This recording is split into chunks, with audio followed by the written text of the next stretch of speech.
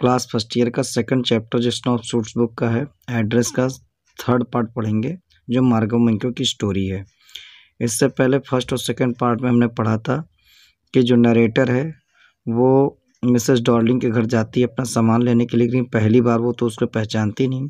दोबारा वो जाती है तो उसकी लड़की मिलती है जो उसे कमरे में ले जाती है और उसे बैठाती है। तो आगे हम लोग देखते हैं उनके बीच में क्या बातचीत होती है। My mother will be back soon, मेरी माँ शीघ्र ही आ जाएगी। सेड द गर्ल, लड़की ने कहा। I have already made tea for her, मैंने उनके लिए पहले से ही चाय बना ली है। Will you have a cup of, क्या आपको एक कप चाय चाहिए? थैंक यू, मैंने धन्यवाद कहा। आई लुकड अप, मैं उसकी ओर देखने लगी। The girl put cups ready on the tea table, लड़की ने कप को टेबल पर चाय के लिए तैयार कर दिया। She had a broad bag, उसकी कमर चौड़ी थी, जस्ट लाइक हर मदर, उसकी माँ जैसी। She pour tea from a white pot, उसने सफ़ेद पॉट से टी को कप में उड़ेला। All it was had a gold border on the lid, उस पॉट पे, वाइट पॉट पे सुनहले रंग की किनारे पर एक पट्टी बनी हुई थी। आई रिमेंबर्ड, मुझे याद आया। सी ओपनड ए बॉक्स, उसने बॉक्स खोला। And took some spoons out, उसने कुछ चम्मच बाहर निकाले। दैट्स ए नाइस बॉक्स, सुंदर बॉक्स है। आई हेard माई ओन वॉइस, जैसे मुझे अपनी आवाज़ सुनाई दी हो। It was a strange voice, एक विचित्र आवाज़ थी। एज दो each sound was different in this room, मुझे लग रहा था जैसे इस कमरे में प्रत्येक आवाज़ बिल्कुल अलग हो। Oh you know about them, oh तुम इनके बारे में जानती हो। सी हैड टर्न्ड राउंड, वो मेरी ओर मुड़ी। And brought me my T, और मुझे मेरी चाय दी। सी लाफ्ड, वो हंसने लगी। My mother says it is antique, मेरी माँ कहती है कि बहुत प्राचीन वस्तुएं हैं। We have got lots of more, मेरे पास ये अत्यधिक है। She pointed round the room, उसने कमरे की इशारा किया। सी फॉर योर सेल्फ, तुम इसको स्वयं देख सकती हो। I had no need to follow her hand, मुझे उसके हाथों को फॉलो करने की कोई ज़रूरत नहीं थी। आई न्यू, मैं जानती थी विच थिंग्स सी मीट, किन चीज़ों से उसका मतलब है। I just looked at the still life over the tea table, मुझे उस टी टेबल पे बिल्कुल स्थिर जीवन दिखाई दे रहा था। S I child I have fancied Apple on the pewter plate, बच्ची के रूप में मैं हमेशा कल्पना करती थी कि मैं सेब को इन जस्ते की प्लेट में खाऊं। We use it for everything, हम इन सब चीज़ों, हर चीज़ के लिए इसका यूज करते हैं। सी सेड, उसने कहा। Once we even ate off the plate hanging there on the wall, दीवार पर लटकती हुई प्लेटों में एक बार मैंने भोजन किया था। I wanted to so much, मैं इनको बहुत ज़्यादा चाहती हूँ। But it was not anything special, लेकिन ये कोई स्पेशल चीज़ नहीं है। I had found the burn mark on the tablecloth, मुझे टेबल क्लॉथ पे वो जले का निशान मिल गया। The girl looked questioningly at me, लड़की मेरी ओर प्रश्नवत देखने लगी। यस आई सेड, हाँ मैंने कहा। You get so used to touching all these lovely things in the house, तुम इन सजीटर चीज़ों को अपने घर में रोज ही टच करती रहती हो। You hardly looked at them anymore, तुम मुश्किल से इनकी ओर देखती हो। You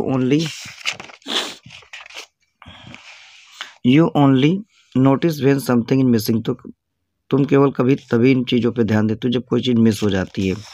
because it has to be repaired, क्योंकि इनकी तो मरम्मत करनी होती है। और because you have lent it, या तो तुमने इनकी सिर्फ चूँकि जो किसी को उधार दे दिया है। फॉर एग्जाम्पल, उदाहरण के लिए। Again I hear the unnatural sound of my voice, दोबारा मैंने अपनी नरसंगिक आवाज़ को सुना। एंड आई वेंट ऑन, मैंने अपनी बात जारी रखी।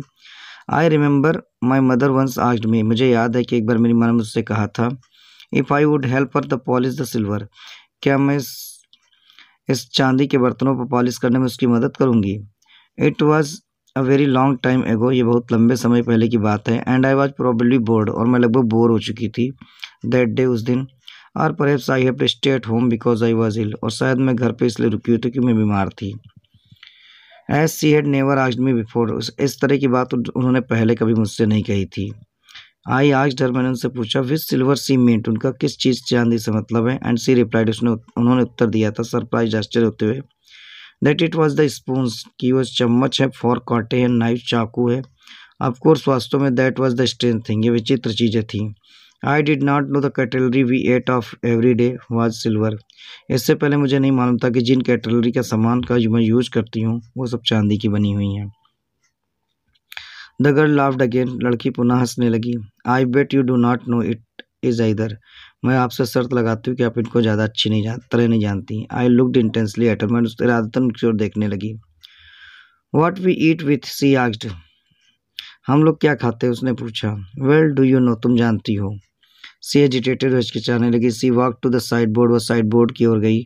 आई wanted to open a drawer, और एक दराज खोलना चाहती थी। I will look, it is in here, ये देखो ये यहाँ पर हैं। आई जम्प्ड अप, मैं उछलकर खड़ी हो गई। I was forgetting the time, मैं समय को भूल रही थी। I must catch my train, कि मुझे अपनी ट्रेन पकड़नी है। She had her hand on the drawer, उसका हाथ अभी दराज में ही था। Do not you want to wait for my mother, क्या आप मेरी माँ का इंतजार नहीं करना चाहती हैं? नो आई मस्ट गो, नहीं मुझे अवश्य जाना है। I walk to the door, मैं दरवाजे की ओर गई। The girl pulled the drawer open, लड़के ने खींचकर दराज को खोल दिया। I can find my own way, मैं इनको अपने तरीके से पा सकती थी। As I walk down the passage, जब मैं नीचे की ओर गई, I heard the jingling of spoons and fork, मैंने चम्मच को और कांटों के खनखनाने की आवाज़ सुनी। At the corner of the road, जब मैं रोड के किनारे पहुंची, I looked up the name plate, मैंने नेम प्लेट की ओर देखा। मार्कोनी स्ट्रीट, वहाँ पे लिखा होता। It said I had been at number 46, मैं 46 नंबर के मकान पे थी। द एड्रेस वॉज करेक्ट, बिल्कुल एड्रेस बिल्कुल सही था। But now I did not want to remember it any more, लेकिन मैं उसको और ज़्यादा याद रखना नहीं चाहती थी। I would not get back there because the objects that are linked in your memory, मैं वापस नहीं जाना चाहती थी क्योंकि जो पदार्थ आपकी स्मृतियों से जुड़े हों with the familiar life of former times, पहले परिचित समय से, instantly lose their value when, वो अपनी वैल्यू खो देते हैं जब, सेवियर्ड फ्रॉम दम, जब वो हमसे अलग हो जाते हैं। You see them again strange surrounding, और जब तुम उनको विचित्र वातावरण में देखते हो। And what should I have done with them, और मैं क्या इनका करूँगी। इन ए स्मॉल रेंटेड रूम, क्योंकि मैं एक छोटे से किराए के कमरे में रहती हूँ। Where sheets of black out paper, जहाँ पर काले रंग के दीवारों पर कागज़ लगा हुआ, still hung along the windows, जहाँ पे खिड़कियाँ अब भी लटकती रहती हैं। No more than handful of cutlery fitted in the narrow table drawer, और वहाँ की सक्रिय टेबल ड्रॉर्स में केवल मुट्ठी भरी बर्तन आएंगे। I resolve to forget the address, मैंने दृढ़ निश्चय किया मैं इस एड्रेस को भूल जाऊंगी।